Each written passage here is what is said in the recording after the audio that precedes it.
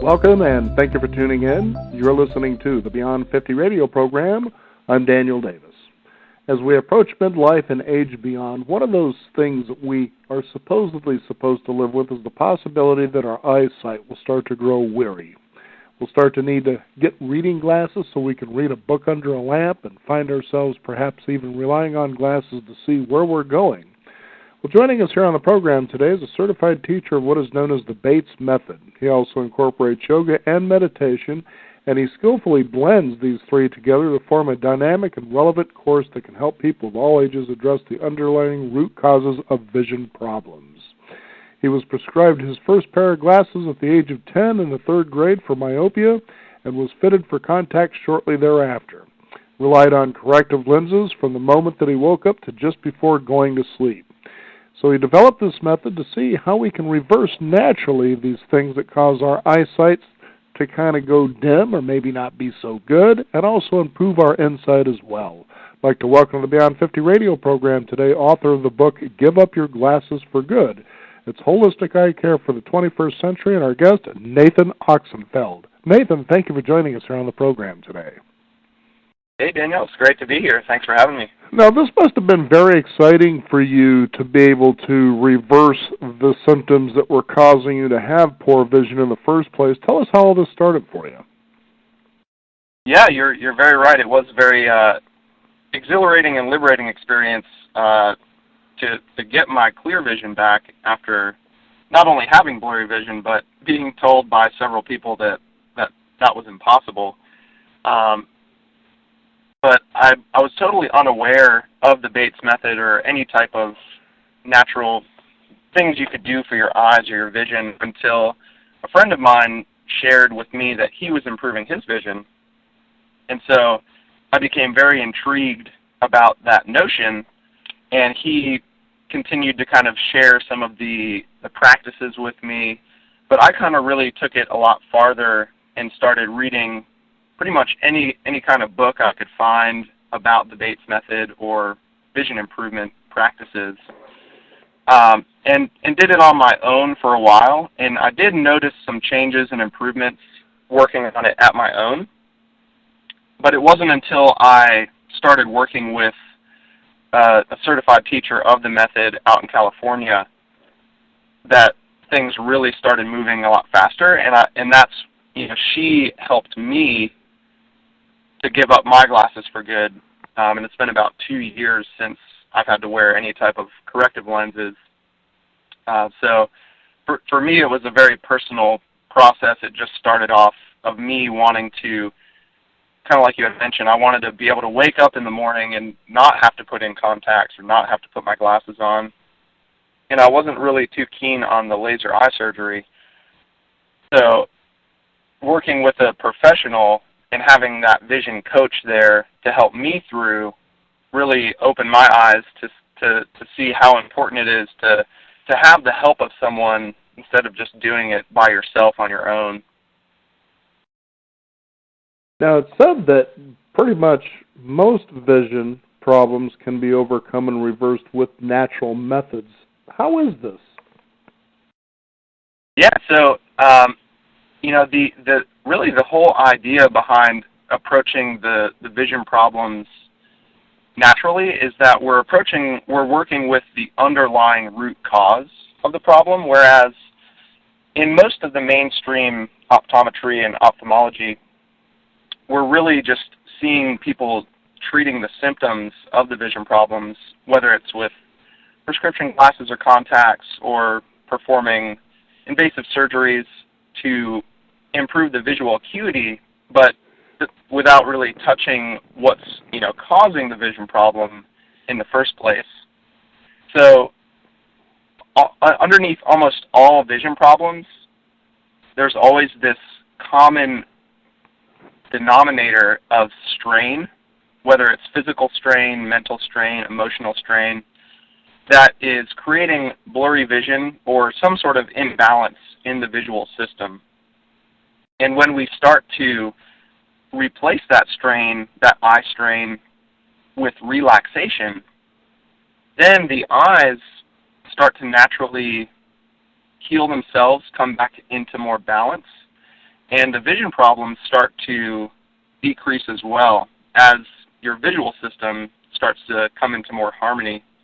So really, the entire idea is that we're learning how to relax our eyes and our minds and allow our bodies to heal themselves and come back into balance.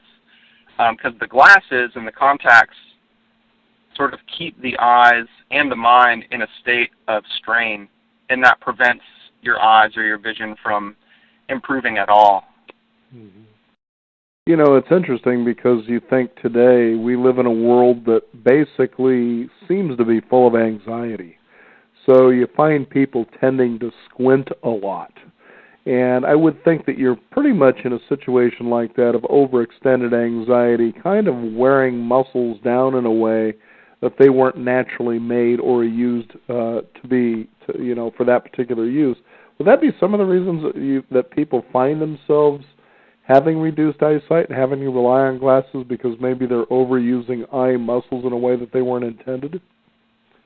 Absolutely. I mean, the eyes are very powerful organs, and they are designed to be able to function, very in high levels of stress and strain in life. But like you said, I mean, we're in this hyper civilization where it's so fast paced, and we're so much as is expected of our eyes and to have this high visual performance, not only during the daytime hours when the eyes are more designed to be in use, but well beyond sunset. Once it gets dark, we keep using our eyes, using artificial lights, using screens, phones, computers, TVs, and so that certainly is a huge component of why we see this epidemic of vision problems, especially younger and younger ages. It is a direct reflection of our lifestyles, of our society and our culture, mm-hmm. and that's why when you look at other groups of people maybe in the past when less industrialized groups of people, you see a lot lower incidences of vision problems, just based off of their lifestyles, their diets, how they use their eyes, and almost everyone in our society, you could probably say that they're overusing their eyes, and we just don't really know how to take care of our eyes in a better way because, we're just told that just wear the glasses or wear the contacts or, just keep using your eyes. But that's really, even if you don't have a specific vision problem, there's a good chance that you are straining your eyes or there's a level of tension in your visual system that you could really benefit from learning how to, let go of unnecessary eye strain that could be chronic, hanging around on an unconscious level. Now, in your book, you also you have exercises for people to be able to improve their eyesight, which we'll go over in a bit. But apparently, there are some myths out there that I'd like to have you address. And it's interesting when people build a belief system around something, and then it becomes fixed, and then something comes along to show, well, that belief just isn't true. It just doesn't hold water. And so I'd like to go over a couple of the myths that you share here. And the first one is that visual loss cannot be stopped or reversed. Yeah, it's so interesting when you start to dig a little bit deeper into these beliefs we have about vision and really, figure out where they came from and what's been perpetuating them. And in my experience of working with people to help them improve their vision, even just shifting how they think about their eyes or what they believe about their vision can yield some pretty phenomenal shifts in their awareness and their eyesight and insight. And so, we're told by, parents, teachers, eye doctors, all through life that, vision loss is just sort of like a natural byproduct of aging. And once you've, lost your vision to a certain extent, there's absolutely nothing you can do to bring it back. Mm-hmm. And that was something that I learned from my eye doctor, right when I was reaching the point in my life when I was starting to question more of the mainstream approach to eye care. I was already in the process of improving other aspects of my health and wellness, eating more clean, practicing, exercising more, doing yoga and meditation. But my eyes were still not feeling very healthy. I was still relying on the contacts and glasses. And so when I started bringing these questions to my eye doctor, I was not very happy. I wasn't very pleased with the high level of negativity and discouragement I received from them. If you went into your cardiologist and you said, hey, I want to start making my heart feel healthier, I want to, I learned about these exercises, I want to be more active, I want to change my diet, and what do you think about this? If they said, if they told you, no, you probably shouldn't try that, you should probably just, stick with these prescription pills and, not change your lifestyle. No, do what you're doing so I can keep prescribing medication to you. Yeah, you would definitely get a second opinion. But, it just seems so normal to us now that glasses are the only option. And when you start to question that and wonder, I wonder if there's something that I can do to make my eyes healthier. But if you don't get the approval from the doctor, then you might be a little more skeptical or less inclined to take more responsibility for it. So once you start to, the first step in improving your vision is changing your belief and believing in yourself that vision loss can be slowed down and it actually can be reversed, which sometimes can be a leap to make in your belief system. But once you start seeing your own vision shift and improve, it becomes a lot easier for you to start to really form a new belief system around that. And here's the thing about a belief system in and of itself. It can be healthy to have a belief system because, humans are pattern-seeking creatures, and sometimes we like the repetition and the certainty of something. It makes us feel a lot more comfortable.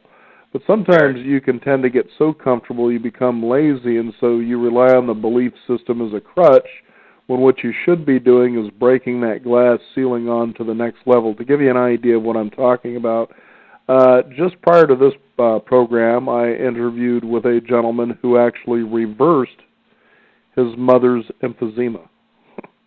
Now, most people out there would probably be under the belief once you get emphysema, it's pretty much a downward spiral of deterioration until you die.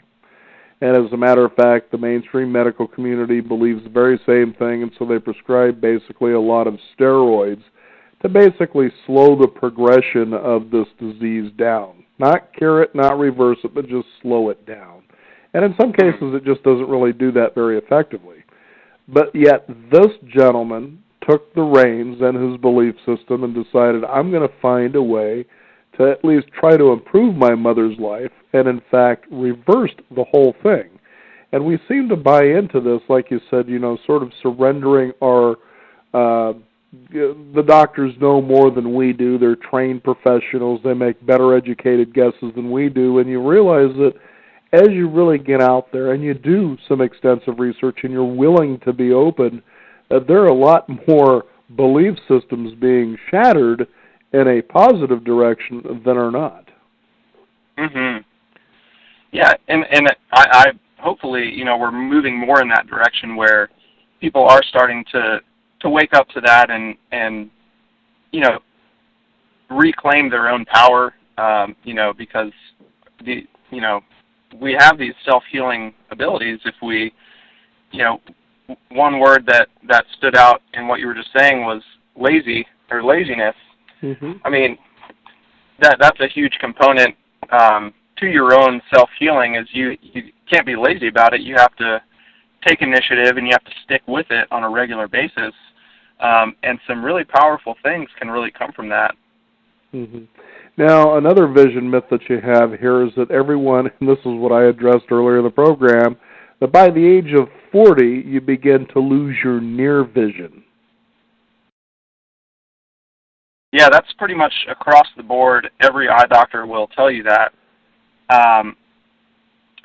And, a lot of times what you'll hear is that, as you age, it's a natural byproduct of aging that your lens hardens, it sometimes crystallizes or becomes opaque. and just loses its flexibility over time. And that certainly is true if you don't do anything to keep your lens healthy and young and flexible. Mm-hmm. And so there's there's practices in the book.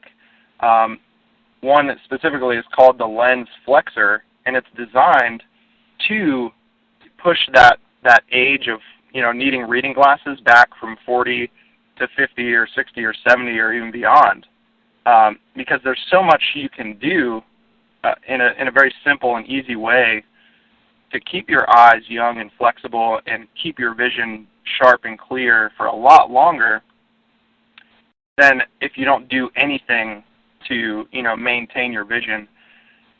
It's like any other area of your body, use it or lose it sort of thing. Mm-hmm. Of, you can either just sit there and allow the process of aging to deteriorate the vision, or you can do a couple simple little relaxation practices and vision training techniques, here and there to maintain the vision.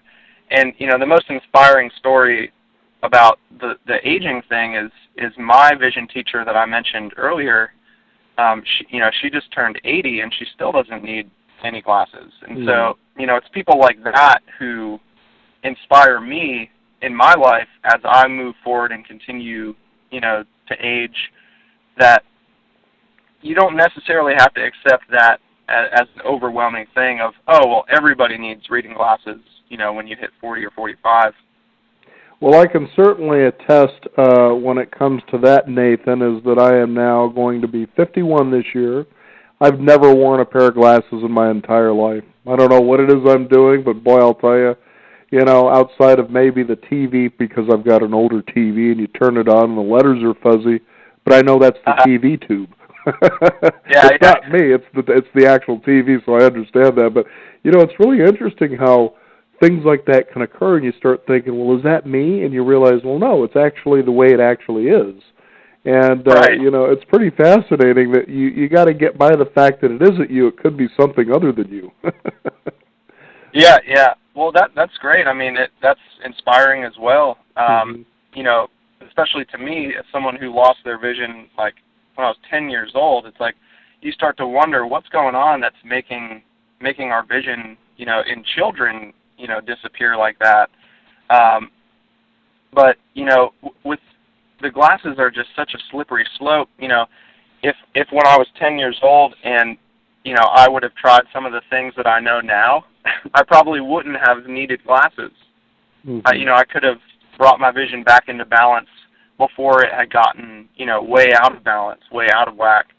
And I think if more people knew about this stuff and were able to apply it, before they even started wearing glasses, that would be really, really powerful to help, prevent, prescribing unnecessary lenses. Mm-hmm.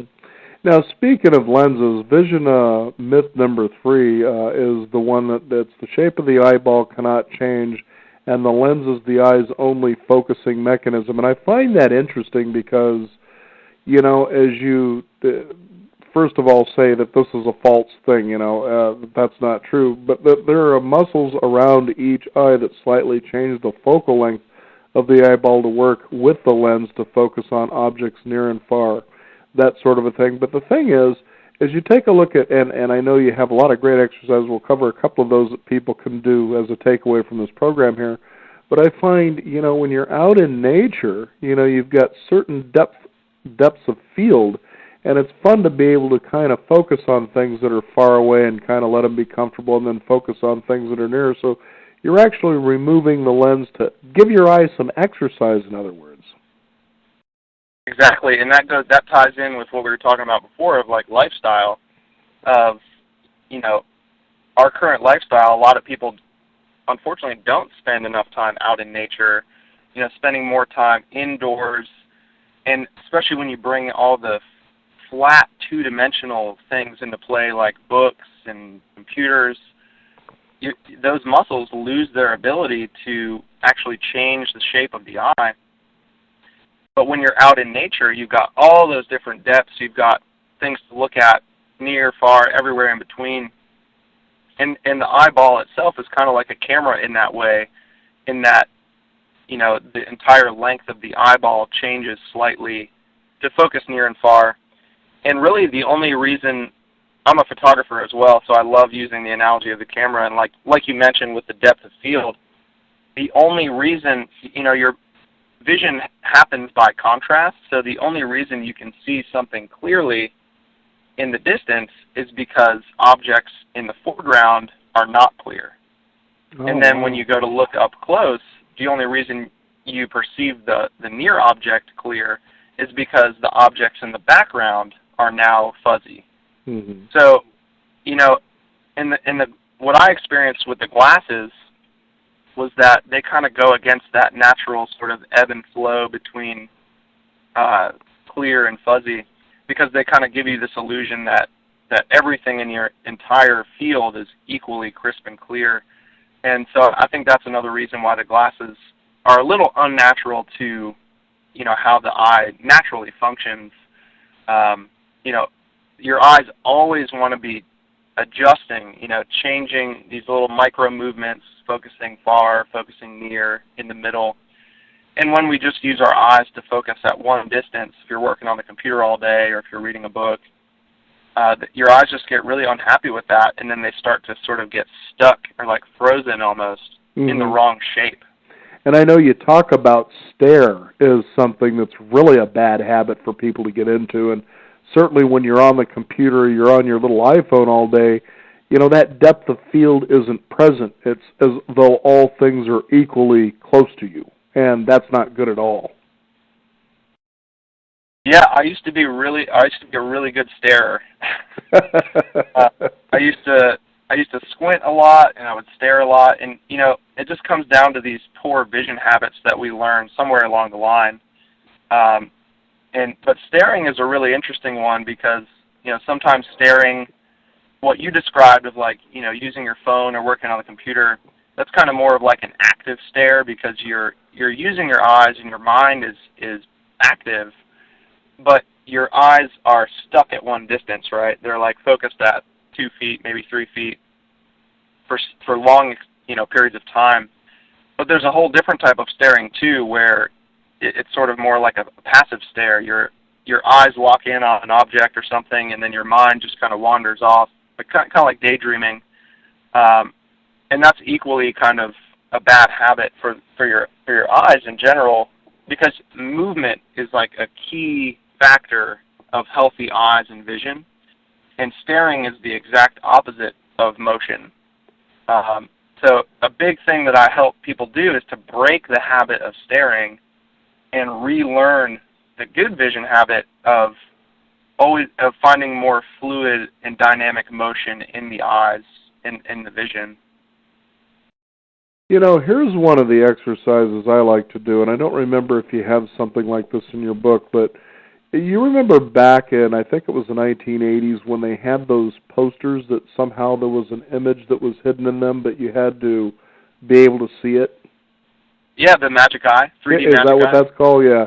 And I always found that fascinating, because what you have to do is you have to also work with your mind. You know, it's funny how kids would pass by, and, oh, look, Mom, a giraffe, and you'd be, well, where do you see that at? You know, and eventually as you try to focus on that, you're actually also working with your brain as well. So it's amazing to realize how much of your vision, you know, actually relies on your brain to interpret what it sees in front of it.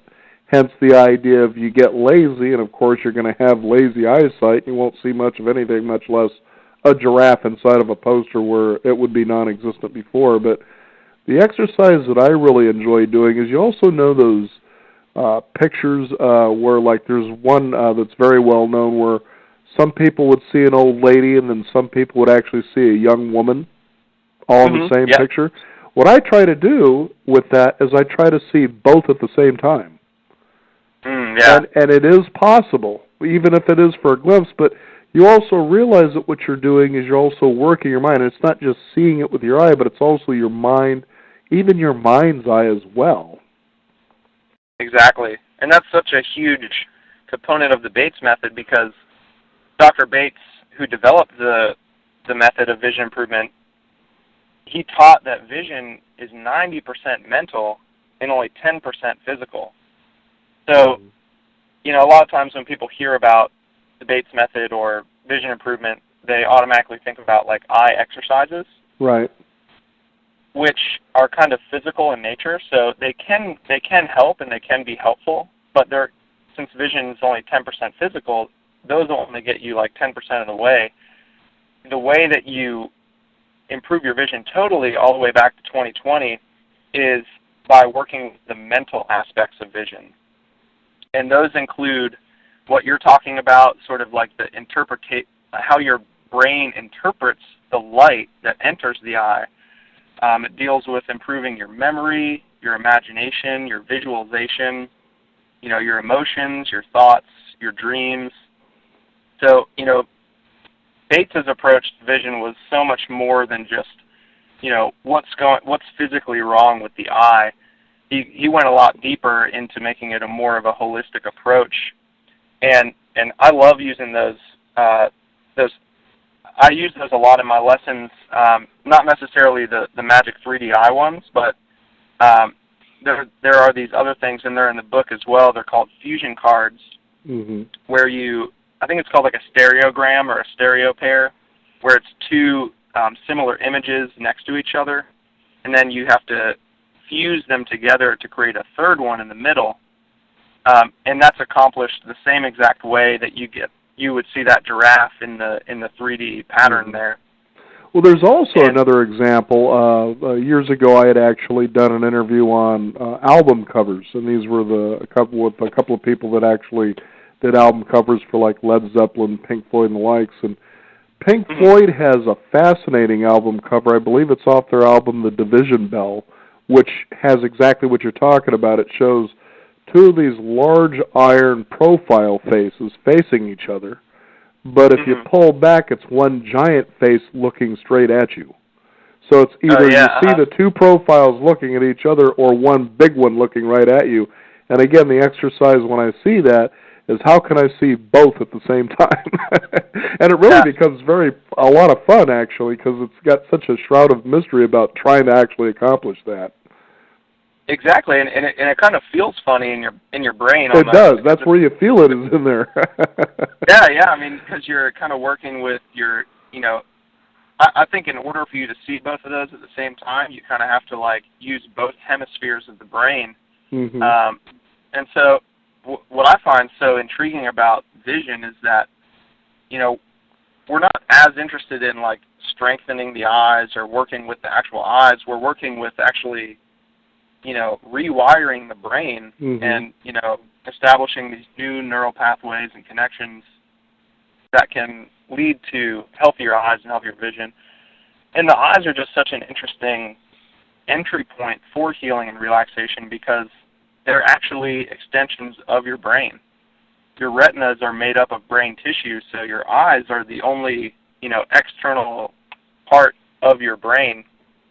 And so they can be very, very efficient and effective ways to help, you know, heal the body, heal the mind, and send relaxation not just into your eyes, but throughout the whole rest of your body. Now, there was an exercise in the Bates method where it's actually 2 pages here. It's the art of reading.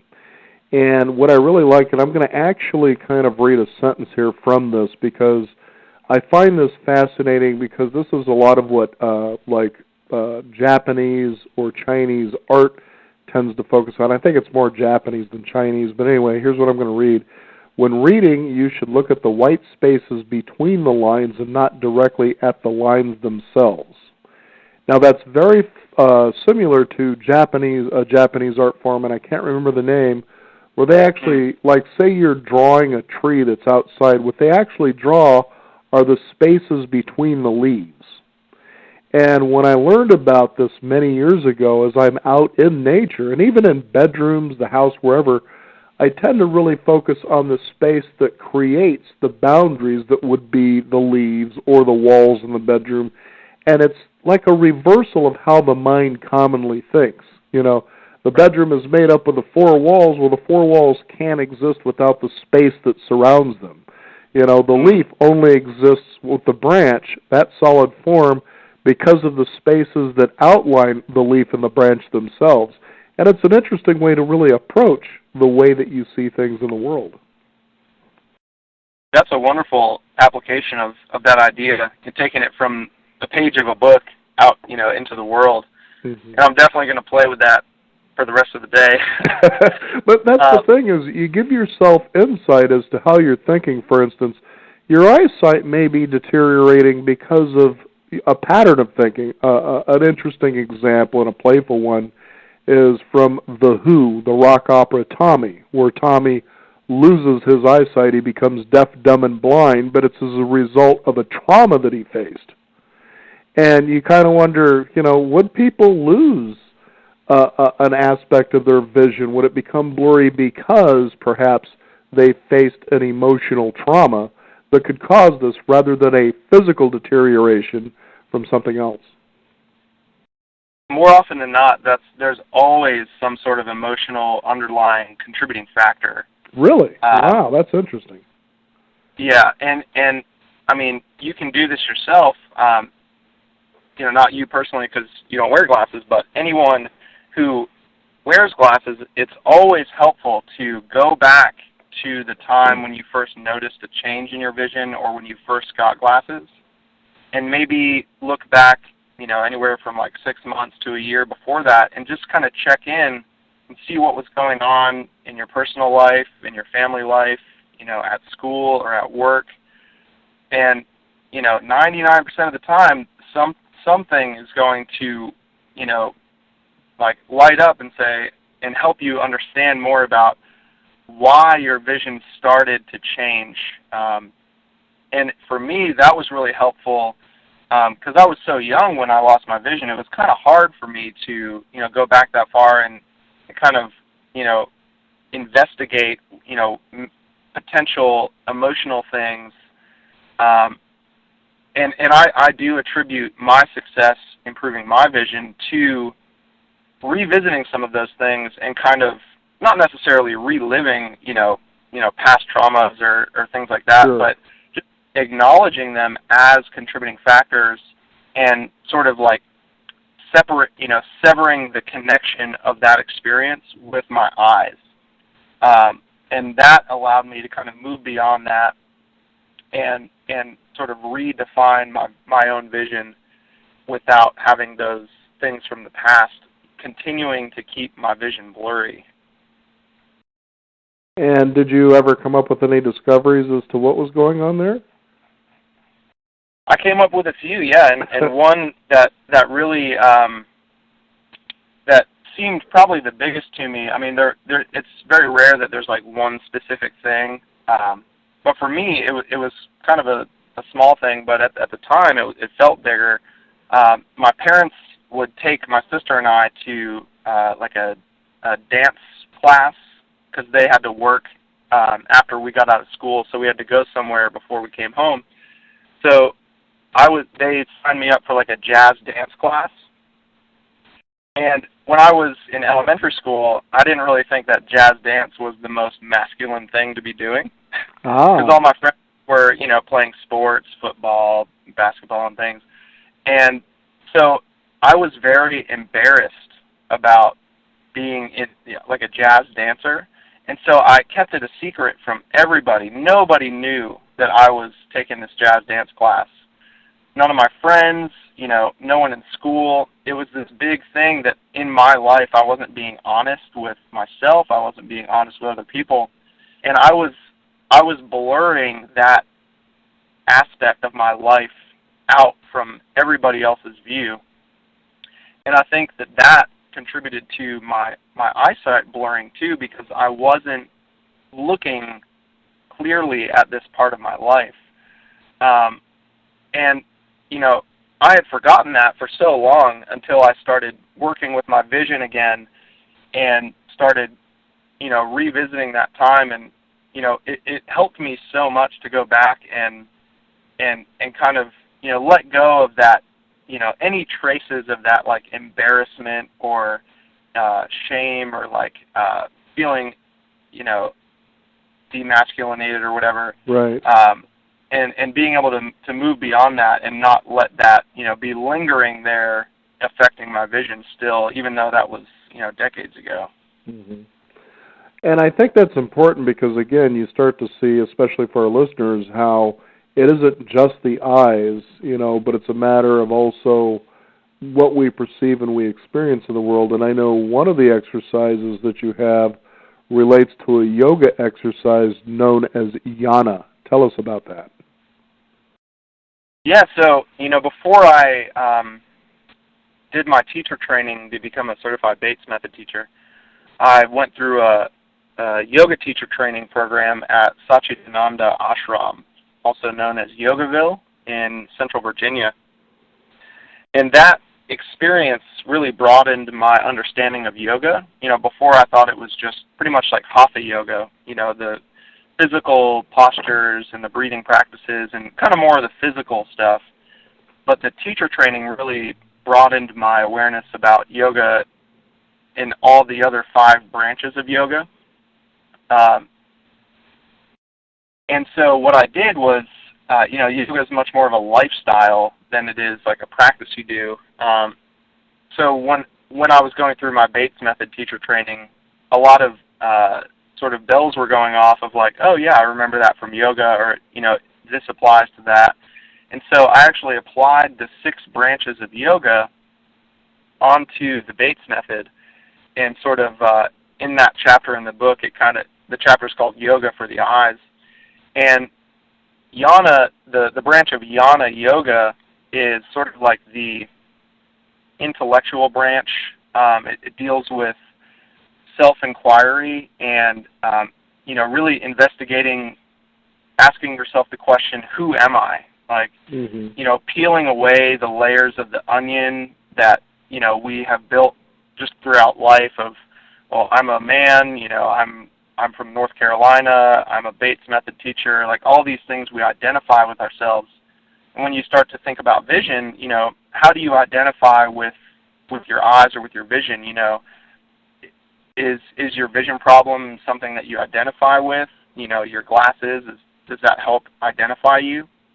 And so for me, when I applied the idea of jnana yoga to the Bates Method, I started changing the way I thought about my eyes and myself. Instead of saying, oh, I'm nearsighted, or, I have blurry vision, I kind of flipped that on its head, and I started saying things to myself like, I have clear vision, I have perfect vision, but I temporarily am going through this blurry phase in my life, but I'm, working on getting back to that original state of clarity, like what I was born with. So it really kind of investigates these vision problems of, once you separate, your how you identify with them, it allows you to move on to creating a new identity, and it's kind of a very transformational process of, when you stop wearing your glasses, people might notice, you don't have your glasses on anymore, and you have to kind of sort of reinvent who you are, how you look, and even so far down into like personality types, because, nearsighted people tend to be a little more introverted, and farsighted people tend to be a little more extroverted. And since I was nearsighted, I used to be a lot more shy and a lot more introverted. And so part of the jnana vision practice was kind of balancing out my personality types and kind of putting myself out there more and not being so reclusive, and that had a direct impact on my vision as well. Now, one of the exercises, we've certainly shared a couple of them here. Hopefully our listeners are grabbing these deep pearls of wisdom, because these are pretty big, folks. But here's one that I really enjoyed, and I still enjoy to this day. And my parents still live out in the same area where I I wouldn't say I first started doing this, but when I first started doing this more regularly, is right next to the house is these woods, because they live out in the country. And I liked going out at night, and I had an idea where the path was. And I would go out there, and I would try to walk that path at night, and sometimes even veer off of it in the woods at night without a flashlight. And it's really amazing how much you can truly pick up at night without a flashlight. And the biggest thing that I had discovered, and this is just from memory, was learning to relax your vision in such a way to allow any kind of light in enough that you could see the shadows of trees and bushes that would be in front of you, so of course you don't bump into them. But it's also that you get to a deeper level of awareness of the surroundings around you, so you begin to feel your way through the situation in as much as see your way in the situation. And that heightened sixth or seventh sense, whatever you want to call it, it's a pretty amazing experience. And the exercise you have in the book is night walking. Tell us about that. Yeah, I mean, a lot of people suffer from night blindness or just, lower vision at night as opposed to in the day. And, myself included in that, when I first stopped wearing my glasses, I noticed my daytime vision was improving so fast, but my nighttime vision was still, pretty fuzzy. And, I realized, and I was wondering why this discrepancy was there, and I realized I was doing all my vision practices during the day, and I wasn't doing any of them at nighttime. So I wanted to kind of find some different ways to play around with the vision, in the darkness. And I found that just walking around, taking my dog for a walk without my glasses on at night, in my neighborhood, because I knew the layout. And like you were saying, you start to rely more on, less on the vision and more on these other special senses that we have, proprioception and sort of feeling out the environment. It's like the idea of, you could walk through your kitchen at nighttime with all the lights off without bumping into any of the counters because you know the layout. You have this mental vision of it so you can navigate. But if you're in an unfamiliar place, you might bump into something. But night walking, and this really is ideal if you can get into a place like you were describing out in the woods where there's no artificial lights or any type of light pollution. In the darkness is really what helps you improve your night vision, is just spending more time outside at night, certainly in a comfortable and safe place, without glasses on, and experimenting with this different type of vision, because night vision is kind of like the opposite of day vision. In the daytime, you're using mainly your cones in your retina, which is you're using your central vision. You look at things and see them in detail in the very center of your visual field.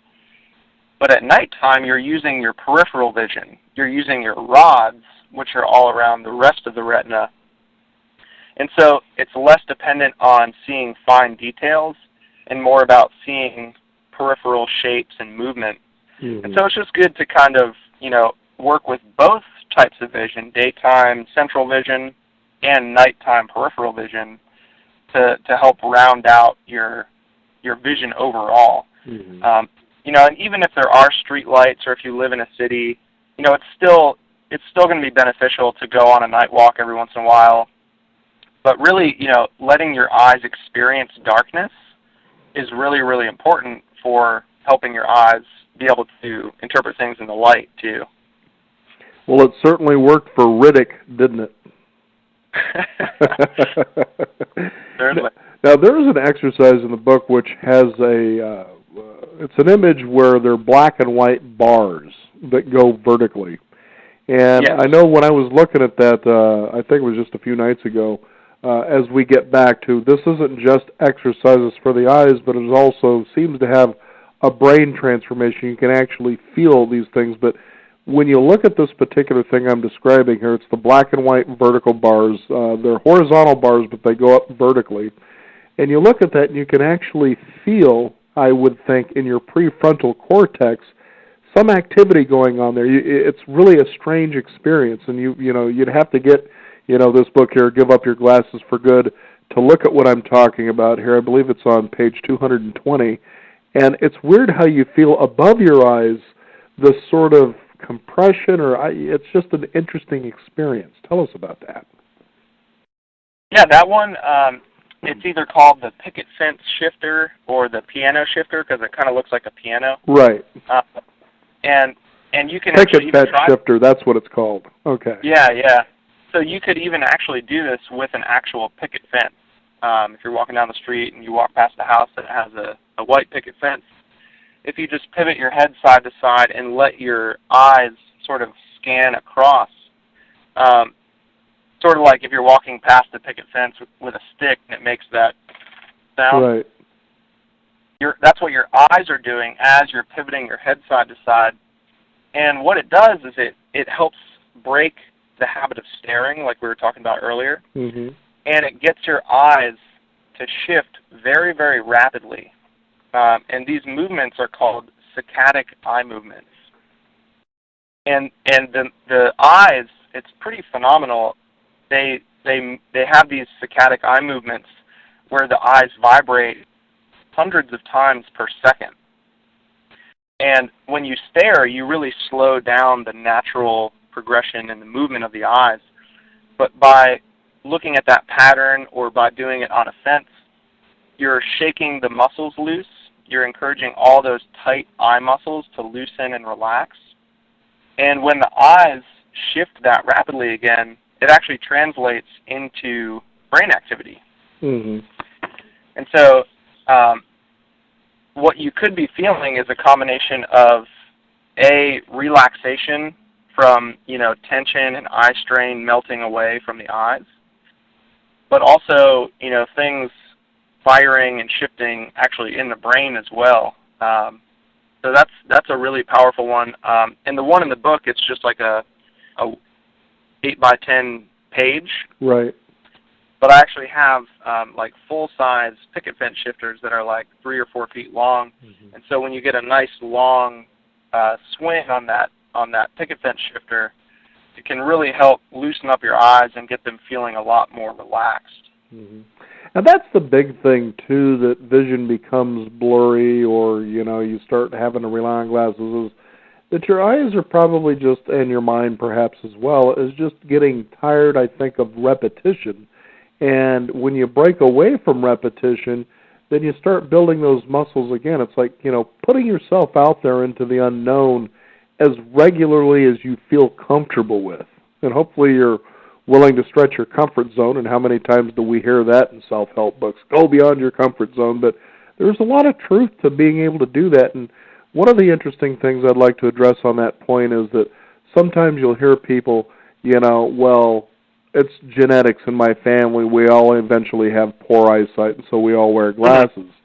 Well, we also know that genetics ideal has been disproven to be nonsense. And the thing is you take a look at, let's take a look at this genetic predisposition. So you're born into a family that likes to sit in front of the television at dinner time and watch TV.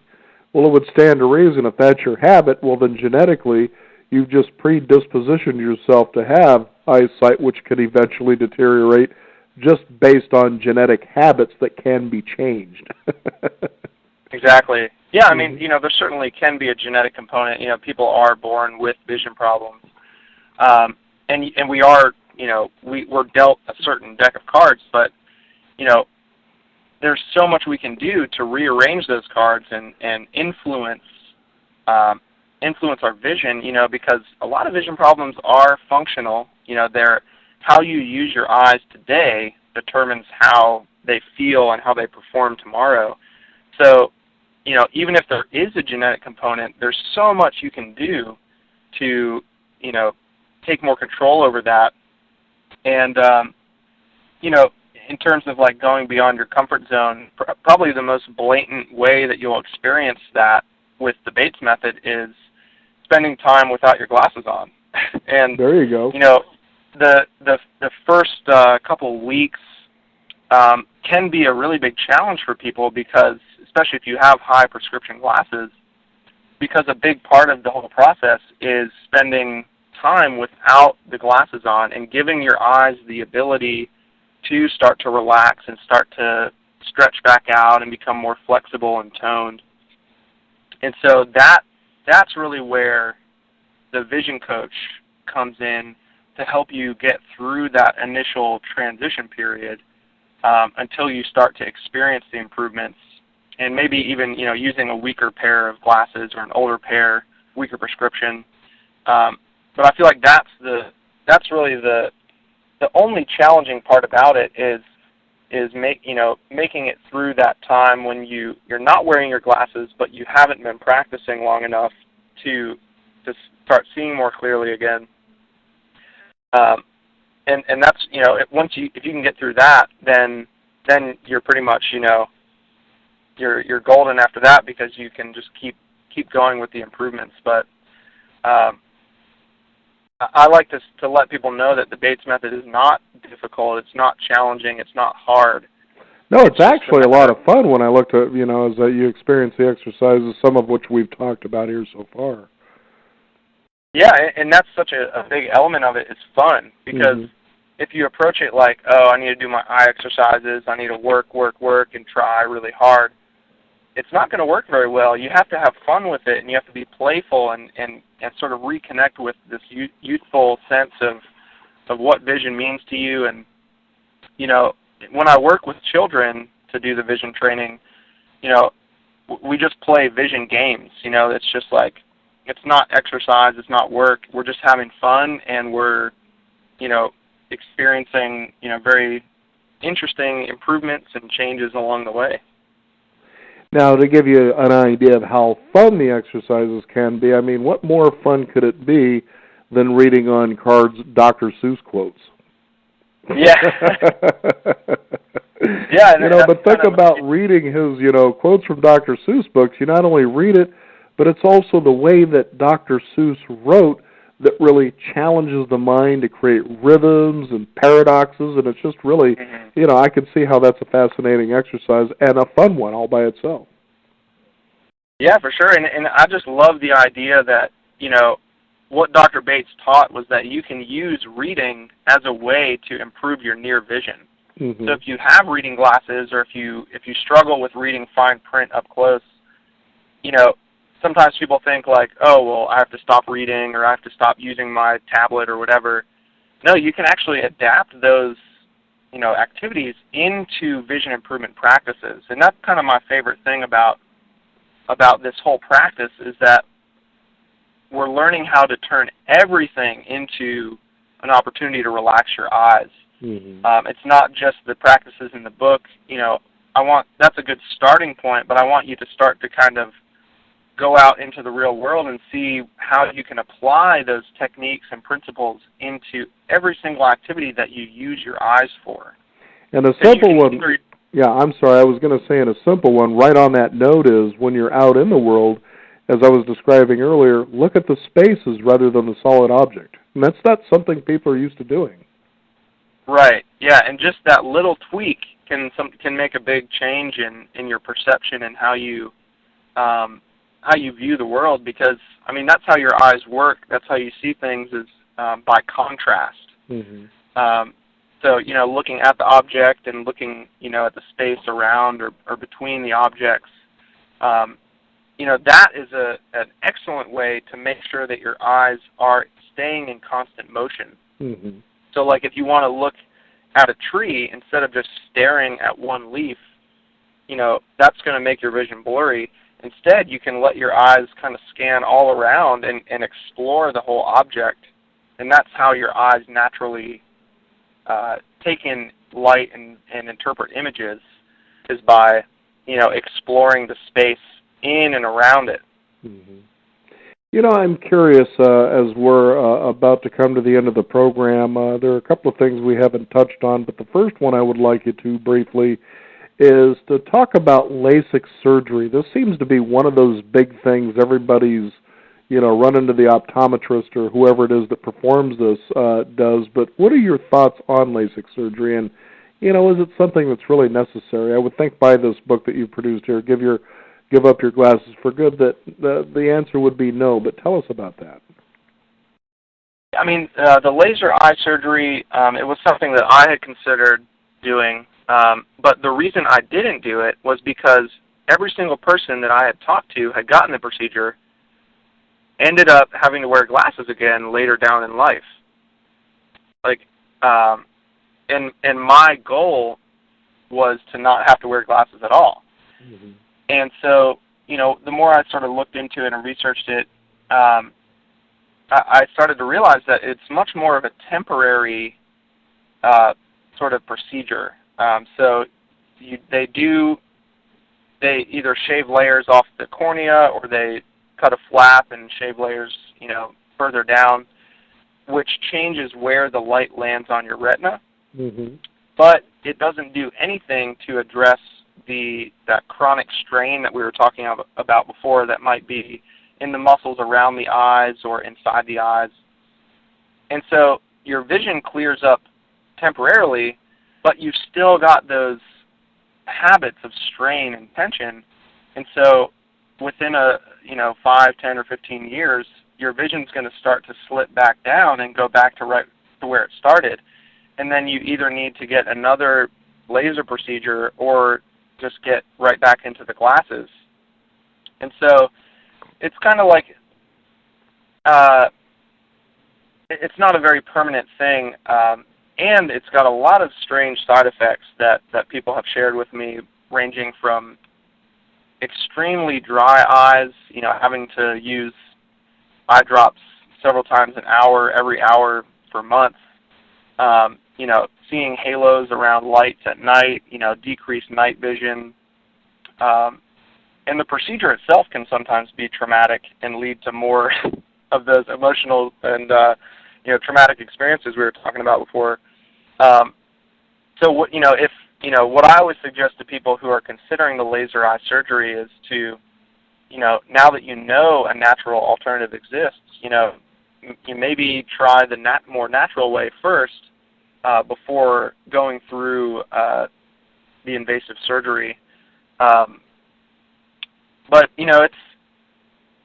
it's the kind of thing where you walk into the office and then you walk out with clear vision, just like with the glasses or contacts.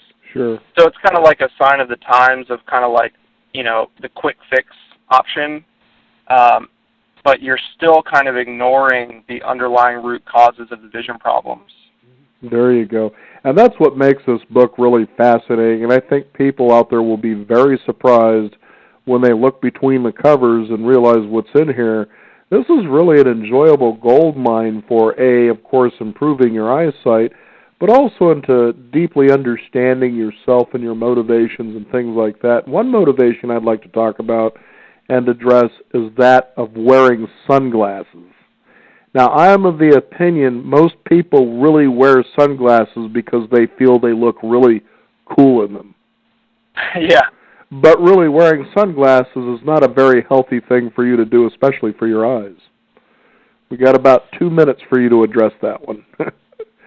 Yeah. So, I was just flipping through a magazine yesterday and saw this ad for, sunglasses, and saying that you need to protect your eyes from the harmful UV radiation from the sun.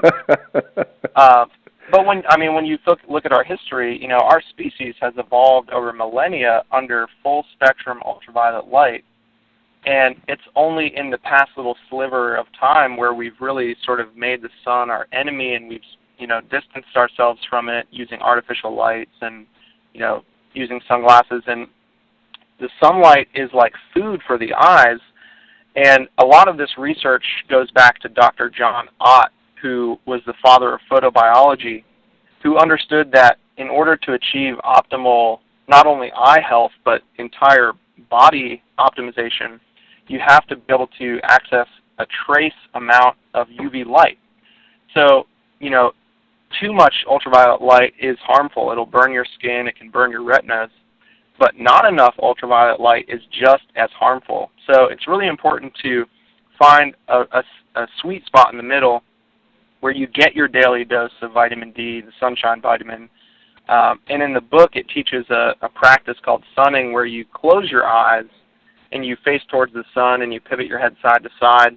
So it's a very safe and gentle way to get the sunshine that your eyes need for nourishment. And that one's one of my favorite practices because it has such immediate results. After you close your eyes and pivot your head side to side through the sunlight, just for a few minutes, right when you open your eyes up again, your eyes feel healthier, more lubricated, more relaxed, and your vision oftentimes is a little bit sharper, which is a really neat experience if you can have that tangible, objective experience of having that improvement.